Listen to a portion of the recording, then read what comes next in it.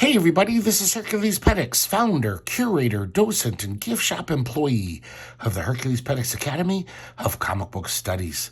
Today we're going to conclude our two-part examination of French Ice, the 80s black and white comic published by Renegade Press, reprinting the French comic Carmen Cru by Lalonde. Also in the second half of the series, which we're looking at today, there's a second feature added, Kador, the dog, by Binet. And they're not as good as Carmen Cru, unfortunately, but they're pretty funny. So we're going to look at number 7 through 13 today. That's going to wrap up the series. In one of the editorials, Denis Loubert, the grand poobah of Renegade Press, she said the series was supposed to go to number 16. I think that would have wrapped up almost all the Carmen Cru stories to reprint, at least the newer ones. I found out in these comics that pretty much they've just been reprinting Carmen Cru stories from 84 on. There's plenty of Carmen Cru stories starting in 81, but they didn't want to reprint those early ones. And we'll see some of those, though. There's going to be a few reprinted. Number 7, another beautiful cover. Nice little illo of Carmen Cru by Lalonde. And the first story is Water's Edge. We see this odd woman sitting on a pier near a pond. Carmen Cru rides her bicycle up, and she's digging up worms for her garden. And this woman just starts going off about how she's so depressed she's going to jump in the pond and kill herself. She's tied her ankle to her suitcase full of books, her beloved books. She wants to go with them. And, of course, Carmen Cru is not much for sympathy. And she's just like, I'm just looking for worms, minding my own business. And they continue to chat, and this woman continues to tell her whole self-pitying story of how, to her, life is a dark pit of blackness, and she tried everything. Macrobiotics, brown rice, psychoanalysis, acupuncture. But she can't help the way she feels, this depression.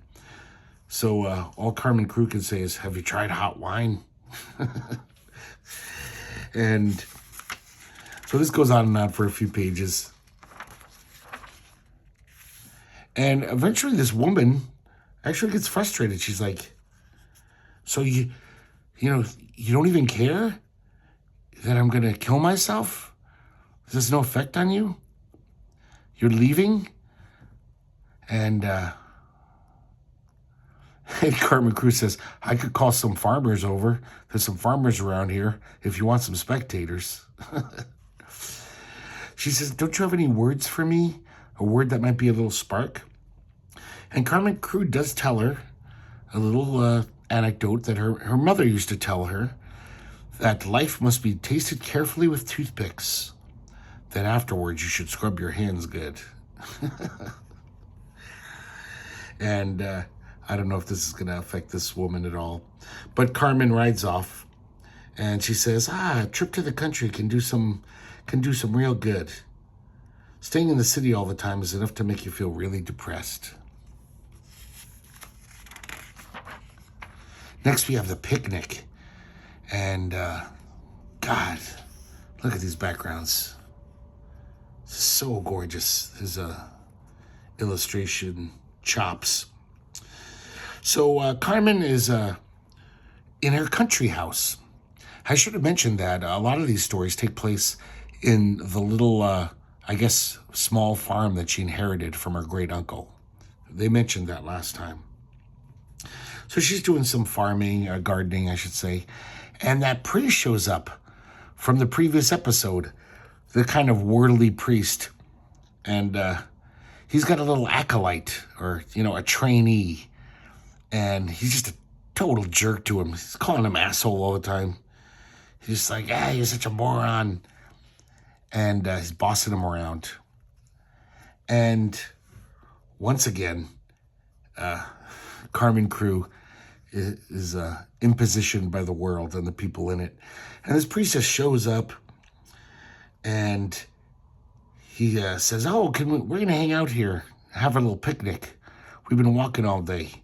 We want to drink our wine, and we got some food." And she's all like, "Get out of my way." A lot of the humor is just the priest, the way he talks. Because he's so, like, he sounds like some fast-talking New Yorker, you know? He's just, like, kind of insulting everyone. Keeps insulting Carmen. He doesn't recognize her from that first episode, it seems. That first time when we met him. So she says, "Okay, I got a spot for you." And she leads them to the compost pile. So it stinks, but they're like, whatever. This is where we'll have our picnic. There's flies all around. And then it turns out the picnic goes south. First of all, the wine is like old communal wine, which tastes like shit. The guy the acolyte forgot to bring meat, the actual main course. All he's got is some stale communion wafers. So, of course, this guy's totally insulting him, calling him a fucking idiot and stuff.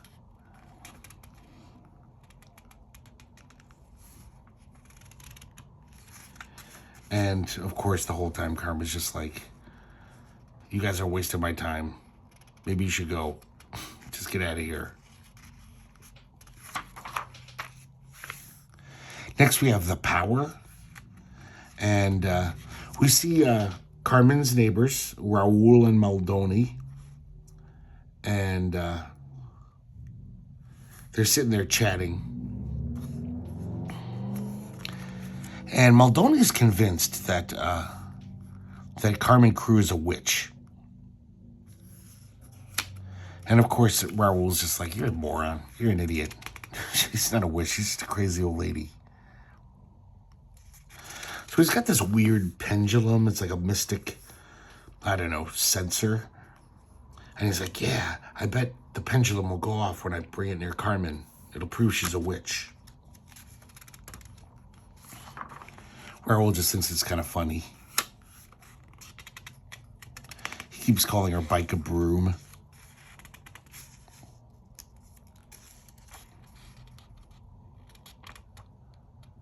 These guys are playing around with these pendulums. God, the way all these characters are so well designed. Just great characters. Maldoni is kind of insane, we realize. He really believes a lot of crazy stuff.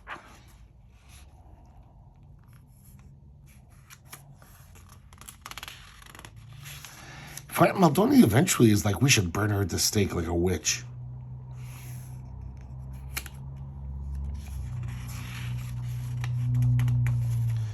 And then I guess he sets a fire in his own place. I guess the oil from the fryer spilled over. And of course, Carmen can hear them yelling. And she loves it.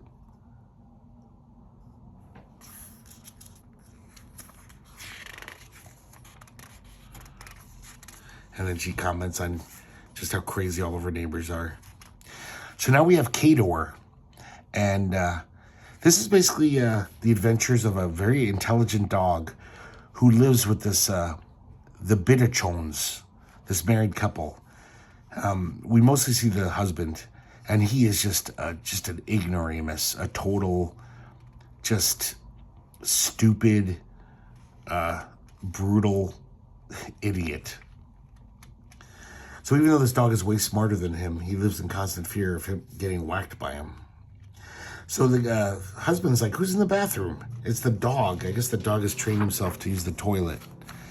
Of course, this does not make Mr. Binet happy. He's like, "You got to learn how to, use the bathroom like a normal dog." So he basically trains him to pee like a dog. He says, "Look, there's a lamppost," but he pees like a man. He stands up and urinates on it. So he says, watch me, I'll show you. And of course, he's crawling around like a dog, and the dog is having a great time watching him. He's laughing his ass off. This guy's a total buffoon. He makes a fool of himself constantly. So this is like these comics are just pretty much really like over the top, old time cartoony humor. Usually just a very slight story, but it's just an excuse for Mr. Binet to make a fool of himself and the dog to laugh at him. Coming attractions and letter page. Okay, let's get to number 8 here. Another nice cover. We see, it looks like the cousin or the nephew has returned. That little shit. So, another nice illo. First story is called Frog Face. This is kind of intense. This is the difference between American comics and French comics. Like, this is really like R-rated material, kind of, in a way. At least the sensibility. It's not like we see nudity or sex or anything. Just what they're talking about. It's just like, whoa, this is harsh stuff. So once again, Carmen Cru's crappy little nephew has come to visit her. As soon as she sees him, she's just like, what are you doing here? You got no business here. Get away. And he's trying to talk to her. He's like, I need a favor. And she just keeps saying, go away. So he, I guess he's brought along this woman who he calls Frog Face. He says, you can see why. She's incredibly weird looking. And I guess he has impregnated Frog Face. And the way he's talking about her, like, this guy's a monster. I mean, just basically saying, like, it's not my fault she got pregnant. You know, I was just really horny one day, and she was the only girl around. So, and he just constantly insults her and treats her like shit. So he's there because he's like, you know, Aunt Carmen, you know the old ways. I know you old women all know how to perform abortions, you know. And you gotta help me out. You gotta do it. Of course, Carmen's just like, get the fuck out of here.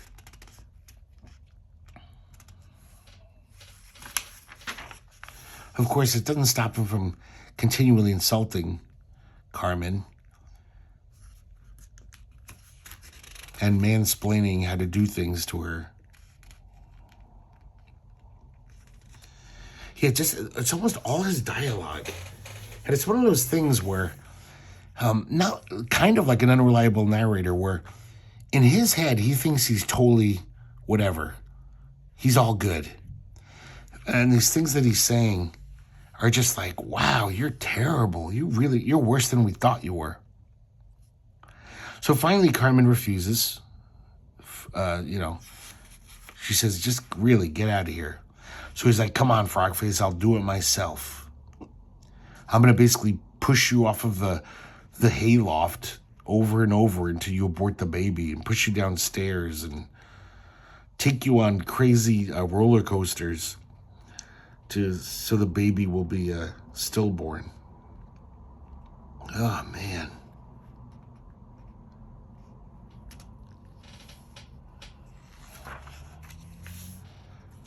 Now we have the party, and Carmen comes home one day to this beautifully illustrated house, and all the neighbors are having a party.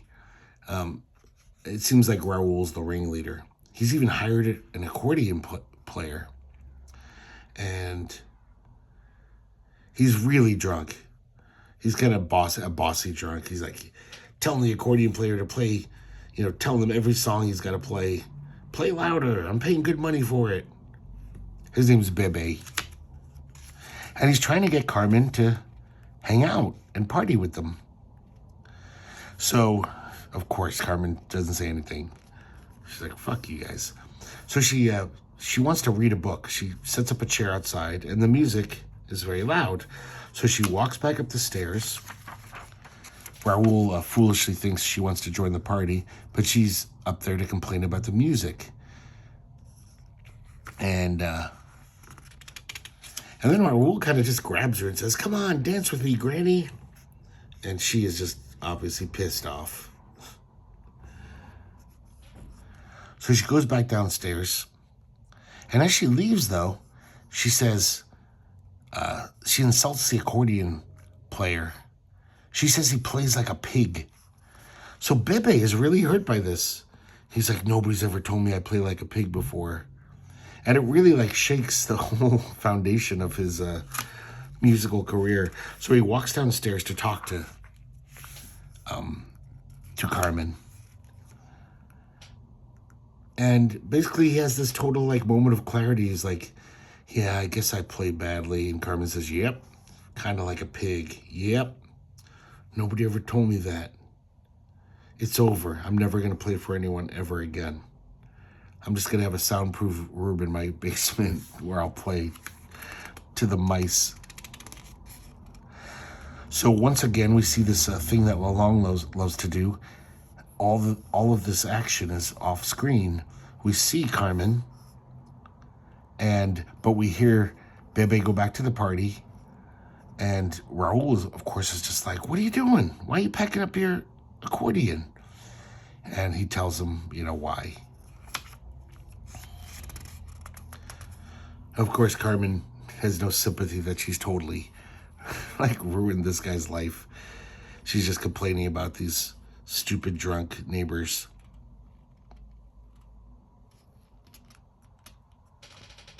It is weird. She does have a moment though where she says, it's not my fault if some artists can't take constructive criticism. You mean well, you try to encourage them, give them advice, then they get mad at you. So she isn't acknowledging that she did anything wrong, but just the fact that she says that, it shows that maybe she's deep down, she's like, oh man, that guy was really shaken by what I said. Carmen is, as the stories progress, just all these little onion-like layers of Carmen peel back. She's pretty much a one-note character, almost like a, archetype, but she does have little surprising facets to her personality. This next one's called The Lesson, and we see Carmen. She's had a piano kind of in mothballs for all these years, and she tries to play it. She's forgotten how. So she goes to this music teacher, and of course she rudely barges in while he's with another student and says, you have to teach me piano. I've forgotten how. She's too short to reach the pedals, so he's got to shorten the chair. And it seems like she really doesn't remember anything. Of course, this guy's pretty insulting too. Just like, you're too old.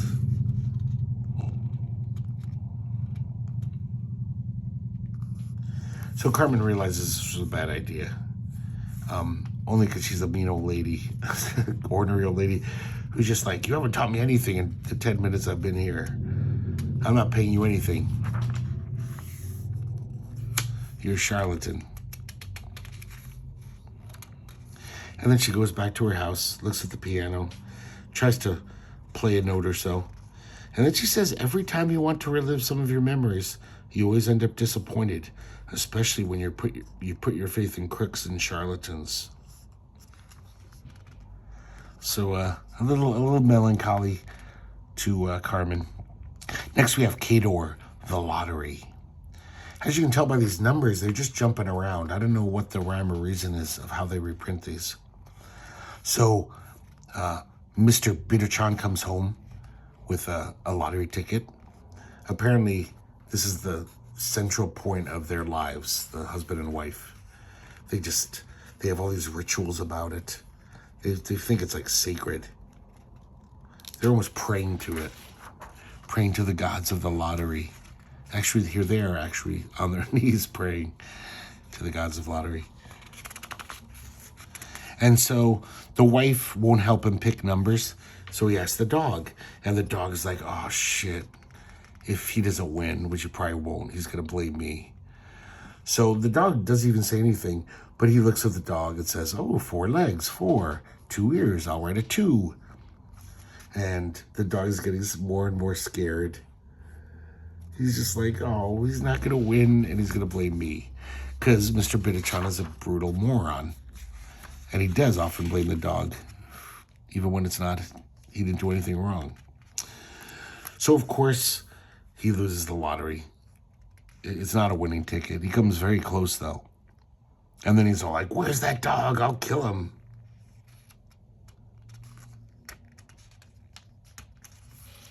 The wife tries to calm him down, to no avail. And it's just kind of a weird, sad ending. We realize what a sad little guy Mr. Binet is. He doesn't have a very good life. And he just tells the wife, he's like, shut up, shut up, shut up, shut up. Until he's just crying in his hands. He's like, all of you. And that's it. That's the end of the story. Because it's so zany, madcap, these comics. Very strange ending for one of these Kador strips. This is kind of interesting. In Carmen's mailbox, I guess Randy and Jean-Marc L'Officier, the translators of this comic, I think they're also kind of the editors. They were invited to the Carmen Cru stage show while they were in France. And they got to see it. And this is their little review of it. And they were thrilled. Apparently, it's amazing. Totally adapts just all the short stories. And they said it worked amazingly well. I totally want to see it now. Maybe it's on YouTube somewhere. I don't know. Number 9. It looks like Kador takes the spotlight here away from Carmen Cru, which I don't like the idea of that at all. We even start off with a Kador story. This is not right. And we start off with Mr. Binet. He's looking at, Binet. He's looking at these saucy joke books. And then all of a sudden, Kador starts floating, levitating. He says, I always do this when I'm bored. I forgot to point out that beautiful little drawing there. And all of a sudden, he gets these crazy ideas about making $1 million of Kador. He's like, oh my God, we'll have a church built and we'll become like a shrine. And people will come and pay money to see Kador. But Kador's not bored anymore, so he stopped levitating. But he's still calling up all these people trying to get money to build this church. And, God, he's so mean to his wife. His poor wife. He's just constantly insulting her, telling her how ugly she is and everything. And so, of course, it doesn't work because Kador can't levitate anymore. He's not bored. And, of course, he's on the warpath. And Kador has to hide from his wrath. Now we have the game show. And Mr. Binet is watching one of those... a very, very simplistic game show where they're like, how much is 2 + 2? Of course, the dog gets all the answers right. And we realize just how dumb he is, Mr. Binet. He doesn't even know what 2 + 2 is or how many fingers are on a hand.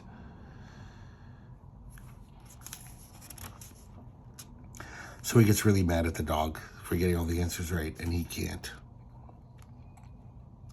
His cartooning style by Binet totally reminds me of like early to mid 70s cartooning. Like he could have been a cartoonist in Bananas magazine, that Scholastic magazine. I don't know how to describe it any other way, but to me it's very classic, like funny cartooning. I mean, you just look at this, you know this guy is going to be doing serious comics with his artwork. It's just made for humorous storytelling. It's not my favorite style, but it's done well. You can tell, this guy's got the style down. Maybe it's a little too bulbous for me.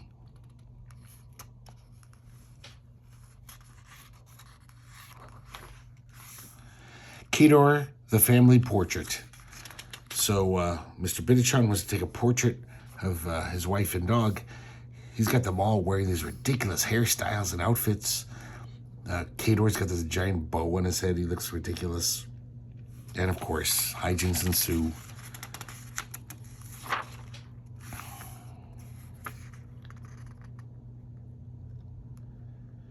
So I guess the wife gets really offended at him, and he's got to apologize. He's like, Ramona, come back. I'm sorry. Come on, baby. I'll be better. So she won't smile. So he can't yell at his wife anymore to smile. So he keeps projecting it on the dog. The dog is smiling just fine, Kador.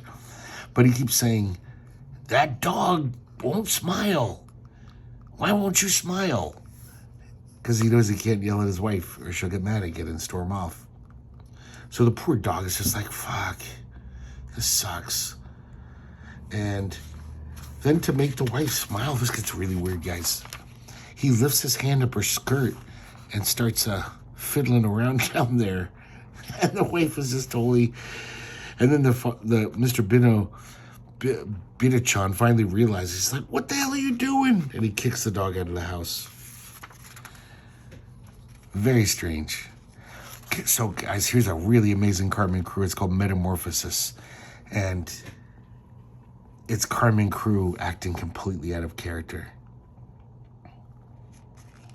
So Mr. Raoul says, oh, man, you're not going to make me carry your bike up the stairs again. My back is killing me. And she says, oh, don't worry, Mr. Raoul. You won't have to carry that anymore. I'm too old to go around riding a bicycle. That's what the doctor told me. I should take it easy. And I brought you some bottles of excellent wine from my cellar. Wine isn't good for me at my age. The doctor said I can't have it. Okay, I'm going to run some errands. God bless you, she says to Mr. Raoul. And she goes into the store. And she says, I'd like some new clothes. I'm tired of wearing these rags. And look at the look on her face. She's even though it's very small, it's she's like kind of happy and beaming. And I love her new clothes. She has this she bought a baseball cap. She looks just as bad as she did, just I guess less holes in her clothing. This scene bothered me. That little shitty bratty kid from like the first or second issue, that little girl. She says, "Oh, you want some candy?" And even though this girl says, you're an ugly old woman, but I'll take your candy. And she actually gives her some nice candy, not chewing tobacco this time. So now she goes to that retirement home where those two people were trying to convince her to give up her home and live in this retirement place, if you remember. And she says, yeah, you guys are right. I'm going to move into this old people's club. And since you wanted it so much, I'll leave my old house to you, to the guy who was coveting it. I'm looking forward to living to that small 43rd floor apartment with acrylic carpets. And then everything she says is just so unlike her. She sees that priest and she says, oh, how happy I am to see you. I haven't been to confession in so long. Can you forgive me? And she says, God bless you, Father. And then she sees her shitty little nephew. This scene really bothered me too. Her grandnephew. And she says, oh, don't be upset with me. Forgive me the way I've mistreated you. I'll make amends. And she gives him a whole bunch of money. And he totally admits he's going to go to the whorehouse with it. He's just such a little shit. And then she's being all sweet to the cats, calling them her true companions. And then, thank God, bloop, and she wakes up. She's not quite sure, though. She's like, wait, was that a dream? So she walks over to Raoul's house, says, give me your arm, and she pinches him. And she says, I gave you 2 bottles of wine. I want them back. She's almost like Scrooge in reverse. She wakes up and she wants to undo all the good she did. But it does turn out to have been just a nightmare. Because, of course, Raoul doesn't know what she's talking about. And I love this. Carmen is drenched in sweat, she says. Cold sweat. Abominable, an abomination, horrible. So her being nice is like the worst possible thing she could imagine. They keep doing this, these Carmen Cru sightings, finding little newspaper articles of these old ladies and becoming attractions. Next we have number 10. Who's that priest again?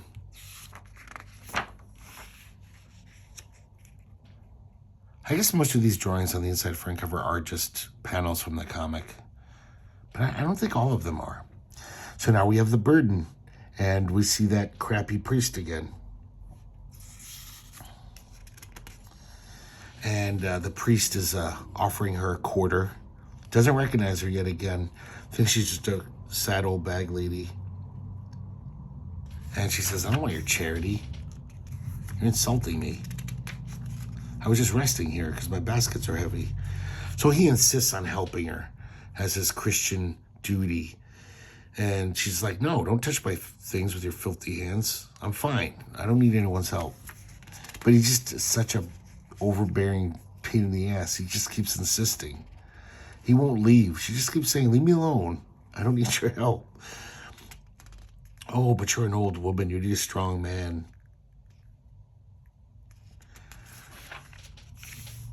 So he says, come on. And basically, like, finally, he just agrees to, she says, no, I'm going to go, but you could help me by staying here and watching after my empty basket. And I guess the basket already has holes in it anyway. She doesn't really care about it. So she says, I'll just do a quick shopping trip. I'll be back. And then she just ditches him.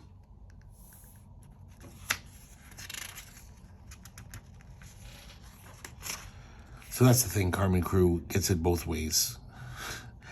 When people are nice to her, even if they're being jerks about it, she fucks them over. When they're being mean to her, she fucks them over. So now we have the chapel.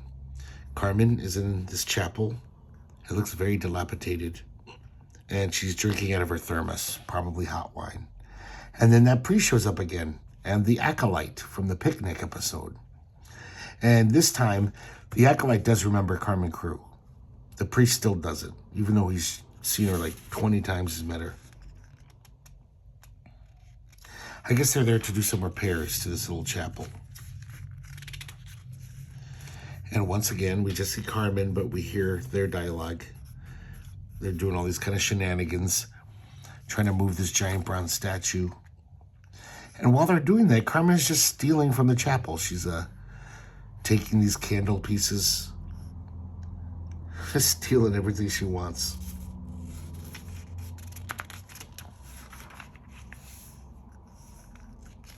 She even takes some of the building tools they have and puts them on her bike and heads out.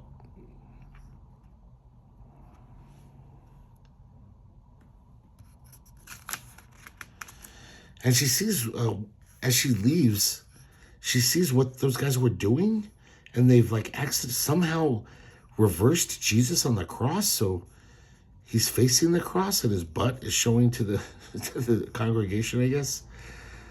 Very odd.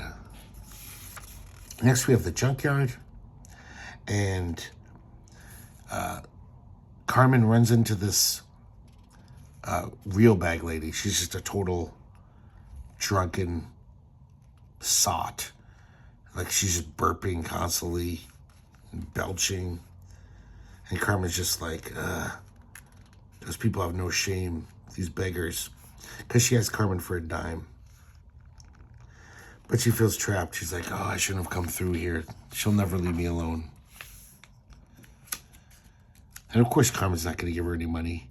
But then, unfortunately, Carmen's cart spills and a bottle of wine comes out. The wino grabs it immediately. Maybe it's wina, the feminine of the noun. She and just chugs it. And Carmen's all like, maybe this will be for the best. you know, she's chugging this bottle of wine. That's going to knock her out, so she'll leave me alone. But it doesn't. She's a real wino. So actually, Carmen gives her second bottle, just like, it's worth it. This'll knock her on her ass. But it doesn't. So finally, she gives her her last bottle of wine, hoping that she'll, you know, pass out. And once again, it does not work. But eventually, she's going on, and finally she starts puking. And Carmen takes off.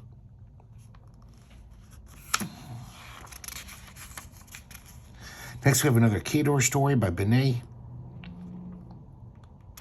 And in this one, Mr. Bitachon wants to teach his dog a new trick. He was at his neighbor's. Their dog did some amazing trick, and he's trying to teach him.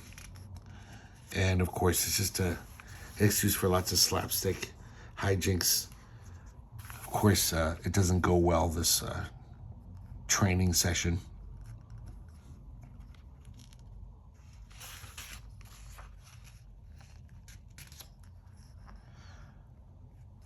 So then he calls the wife over, and he's like, I need your help. We'll do this trick. I'll show him how to do it, but you'll show him how to do it. So she does this little, like, pretty please position. But she gets it wrong. She does the dead dog thing. And, of course, they get in a huge argument. It's a lot funnier than I made it sound. But I don't want to get into every nitty-gritty of every story. Number 11, another fine cover. Now, this is an interesting issue, if I remember correctly. Yeah, fine. In the editorial, Denis Loubert says that they're finally going to reprint some of those earlier Carmen Cru stories. In fact, this is the very first one from 1981, Chips and Peanuts. It is incredible, considering that all the stories we've seen are from 1984 on, in under 3 years, or around 3 years. Lalong went from this to what we've seen. This is pretty damn nice, but look at the city street with none of the detail. So Lalong really just progressed at a very fast clip. But we see even the first story, Carmen is pretty much the same. Riding her bike in the city, getting in everyone's way, not giving a damn. She goes to the bar, pulls the scam of like, oh, I must have left my wallet at home. And because she's a little old lady, everyone kind of gives her a pass. But look how different the art is. So much more simple.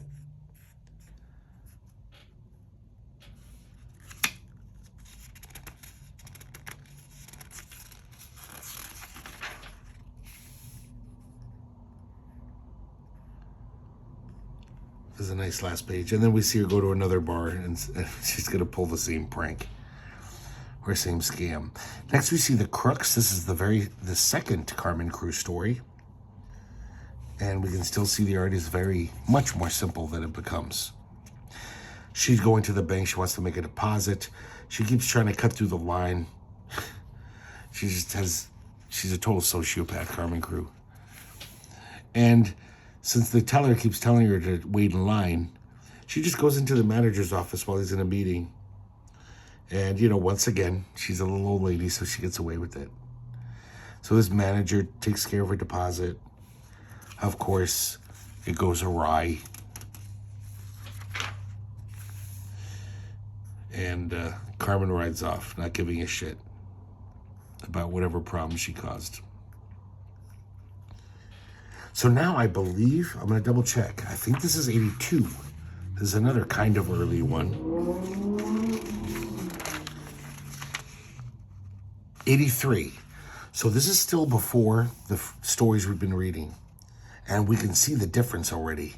Look at that city street. Not as ornate as it will be 1 year later, but so much different than these first two stories from 81. So this one, she has a little bike accident with this weird old dude. And basically he wants to make a big deal about it. And we should We have to make a complaint to the magistrate's office about this. There's not enough stop signs on the street. We can both go together. And she's like, no, leave me alone. I want to go home. Even though her bike's messed up, she just wants to leave. This guy's kind of friendly and trying to be helpful, but he's also doesn't understand the meaning of the word no. Finally, Carmen extricates herself. This guy says, okay, you wait here by our bikes. I'll go to the magistrates and I'll lodge a formal complaint. Of course, Carmen just ditches and leaves his bike unattended. It'll probably be stolen, and she doesn't care. Next, we have the fever, and Carmen is sick in this one. And we see her look at her thermometer. She still gets out of bed, though. And we see this little thing over her head, like, oh, she's woozy. She asks Raul to take her bike up, and Raul's like, I don't know, you look really sick, Granny. And we realize that Carmen Cru is just in denial. She's like, I've never been sick in my life. I'm not sick.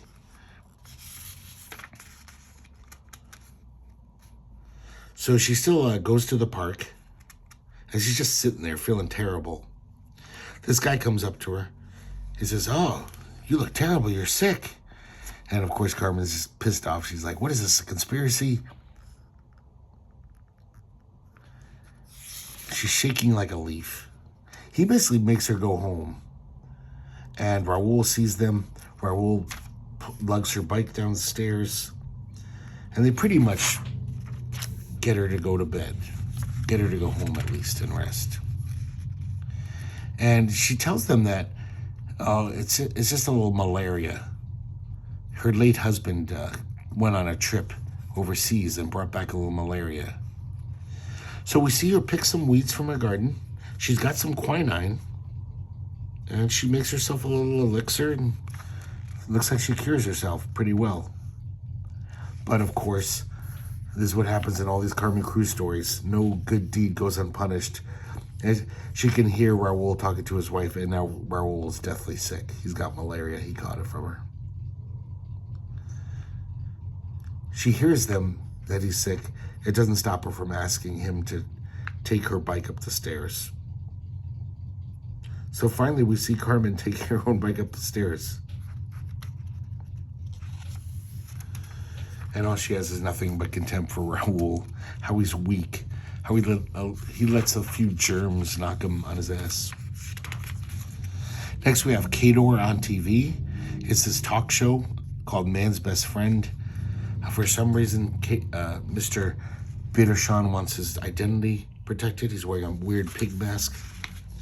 And it's just like a talk show where they're talking to them about their relationship. And of course, Bidershon proves himself to be a terrible person all around and a bad dog owner. Being mean to his dog and everything.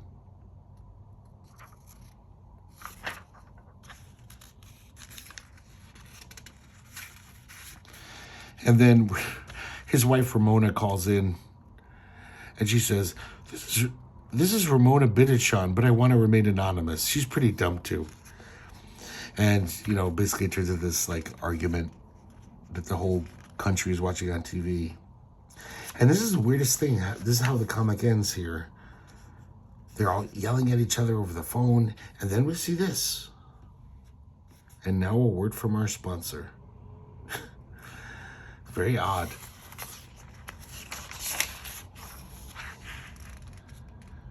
And more of this stuff. Another Carmen Cru sighting. And we have number 12. Once again, Kador gets the cover. And even gets inside front cover. I don't like this. I don't like Kador taking over this thing. I wish these were all Carmen Cru. I do like this comic. It's pretty funny. And they're fun to read. But it's no Carmen Cru, I gotta say.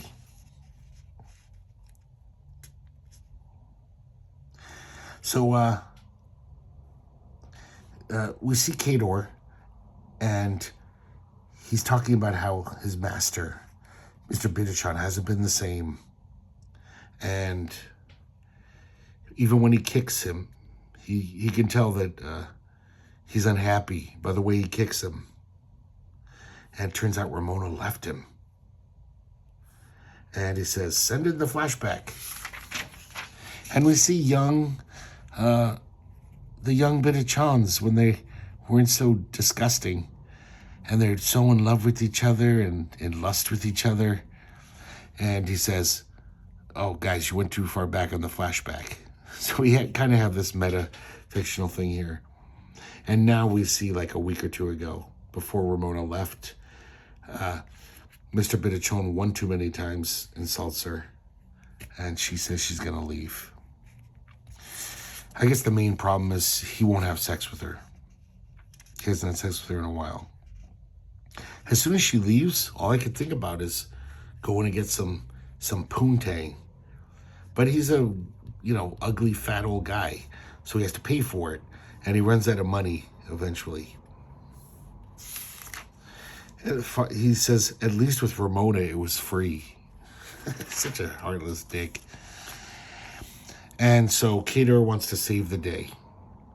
Because he doesn't want to have to deal with Mr. Bitachon being all pissy all the time. And weird. So he writes a love letter. He finds an old love letter in the attic that Mr. Bitachon wrote to Ramona when they were young. And he kind of changes a few words here and there. I love this, how the term of endearment is my juicy peanut. That cracks up Kador. So he makes this letter, sends it to Ramona, and she comes home. Oh, Robert, you haven't called me juicy peanut in 25 years. So she's back. And Mr. Bitachon realizes what happens. He kicks the dog. But Kador says, even his kicks feel happier. So I guess it worked. It's a happy ending. Another Kador. And this one, we see them, the couple attempting to liven up their sex life. And the wife is pretty much trying to seduce the husband, trying to be sexy, and he's just not going for it. So this is a very odd story, guys. Just a little warning here. So she says, hey, dog, come here. Let's look at this Kama Sutra book together. And she's getting so turned on. She's just slobbering and drooling and quivering. And he is just reviewing it from an intellectual point of view. Like, look at the way this, the art on this page, the picture is arranged around a diagonal axis and leaves a beautiful sense of empty space here. He's like an art critic. He doesn't get it. So then he says, oh, it's so nice to find someone who appreciates fine art. And he goes to get this boring book about the Glastonbury Abbey, a masterpiece of Roman architecture. And her ardor is definitely cooled. He basically dried her up. Now we have another Kador story. Once again, Mr. Bitachon's on the warpath. He's pissed off at Kador. He wants to beat the shit out of him again. Kador refuses to come out of hiding. Doesn't want to get beaten. And they're trying to lure him closer. Finally, he comes back to get his punishment. But then it devolves into a horrible argument between the wife and the husband. And Kador slinks off. Finally, we get some Carmen Cru here. This is called The Good Deed. Once again, it features the priest. Man, look at this background drawing here. I don't even think this is the prime. This might be another kind of early strip, but I'm not sure. I'll find out at the end. Basically, Carmen stops in the park because her bike is broken. And of course, the priest is like, oh, I'm really good with bikes. I can fix it for you. And she's like, leave it alone. You're going to damage it. Yeah, I guess she popped her tire. And he used to, back when he was in the monastery, he used to take care of all the bikes. So he's all bragging about how great he is at bike mechanics.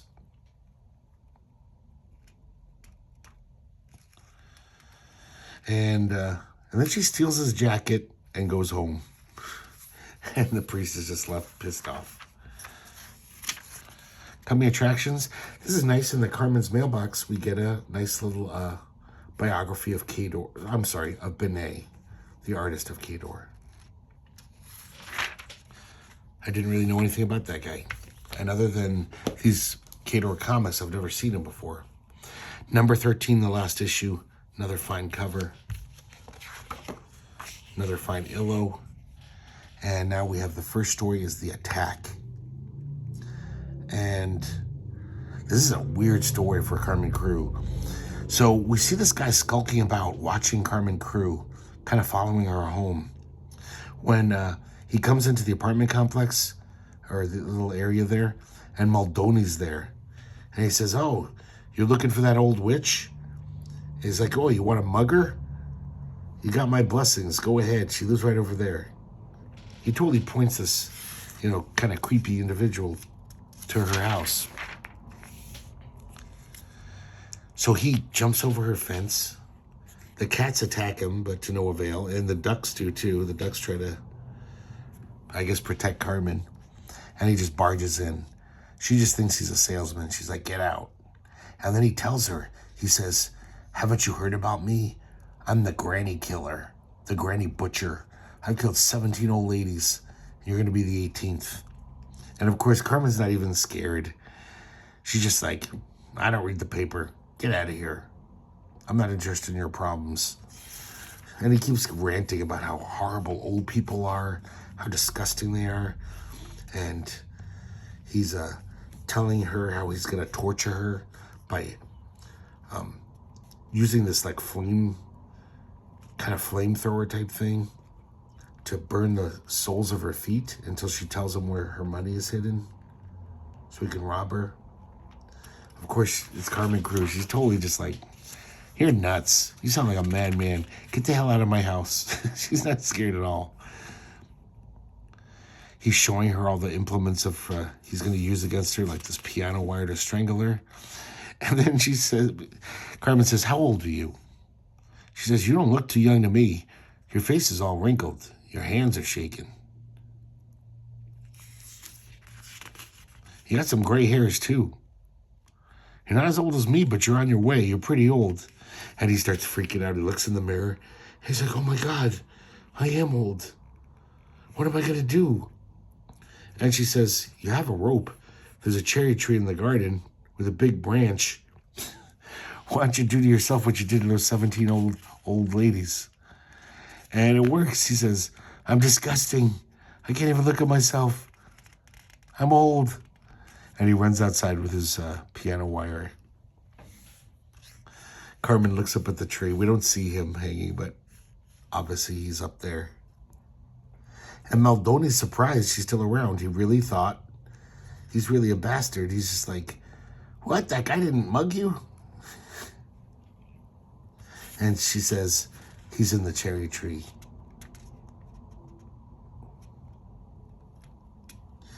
And Maldoni, as she leaves, says, they should get rid of old people. They can't take care of themselves.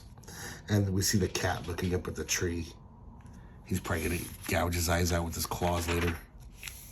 Next, we have the vermin. We see Carmen out in the country, in the beautifully drawn country. Hold on, guys. I said I was going to check the year of that last one. Oh, so this is a later one. This is 86. That's why it's so well drawn. And this looks of the same era. This is beautiful. And Carmen's out in the countryside gathering up snakes, putting them in her basket. They keep trying to squirm out. So we get some kind of physical humor here for wrangling these snakes. She takes them back to her apartment place, area, and she starts throwing the snakes around. Pretty instantly, people are like, there's a snake in the bathtub. How the hell did they get in the city? There's no snakes in the city. And Carmen brought them because there's rats all around. So that's her way of dealing with it. Not telling anyone, just throwing snakes around. And at the end, she says, I have to do everything myself around here. There are times I think I should get a medal. We see that little mangy black cat looking at one of the snakes. I love the way he draws that cat. This one's called The Neighbors. And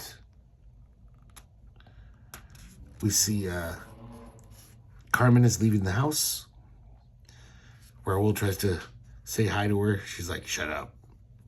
It's none of your business where I'm going. Raul says, she's in a good mood. She talked to me. So she goes to the park and this dog starts sniffing around and then it pees on her handbag. So she walks back to the apartment complex, rings on Mr. Maldoni's door.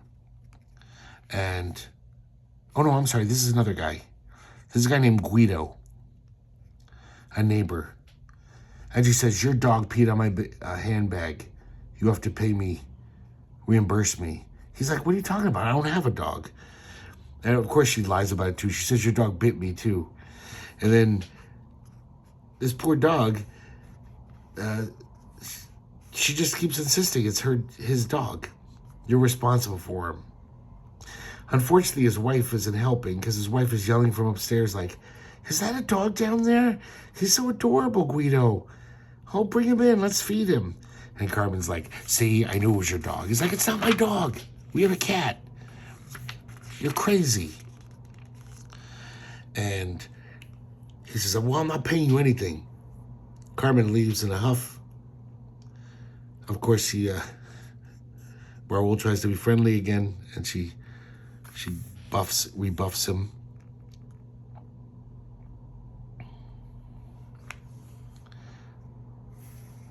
And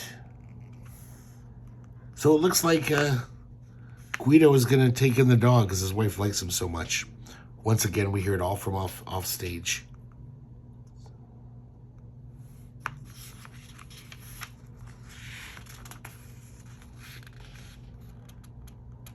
And then Carmen goes home and hangs up her urine-drenched handbag to dry instead of washing it. That's kind of weird.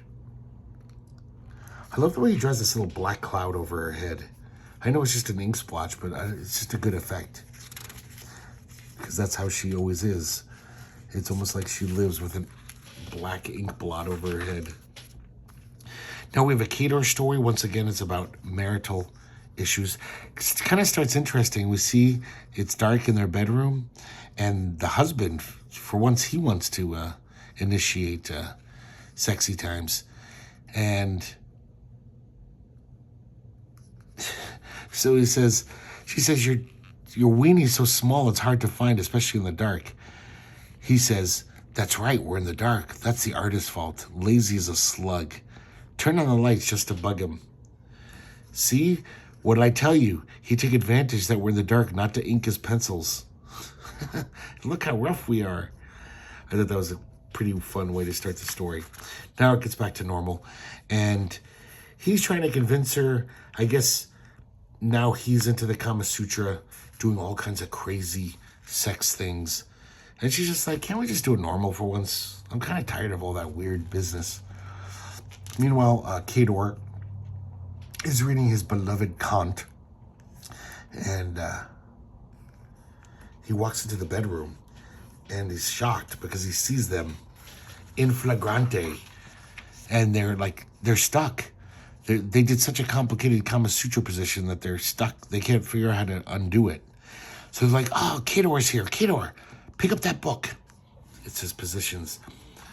Tell us how to get out of this position. And it's almost like these math equations. It's like, if X is the square of the hypotenuse and M a big fat cock, it can be proved that the perpendicular O ass parabola over a wet pussy. It's pretty funny. And he finally says, the only way is for her to let go of those bars, of the bed. She says, no, but I'll fall over. So he runs to the other room to get something to help out. And when he comes back, they're still stuck. He kind of jumps in to help, and now he gets stuck too. And at the end of the story, they're just all stuck in bed together, waiting for the maid to show up, who's a blabbermouth. So they're all going to be mortified, and everyone in town's going to know about this. And it just kind of ends with them yelling at each other.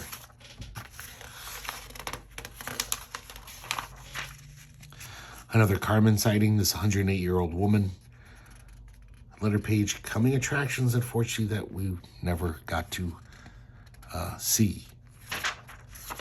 And that's it for French Ice, number 7 through 13. Hope you guys looking at these Carmen Cru comics, and I guess Kador too. But man, these Carmen Crus are something else. Like I said last time, really hope somebody reprints all of them in order. I would love to own these. It seems like half the work is already done as far as translation goes. And they're just funny as hell. The art is just fucking beautiful. So, hope you guys liked them as much as I like looking at them. And I hope to see you next time here at the Herculespetix Academy of Comic Book Studies.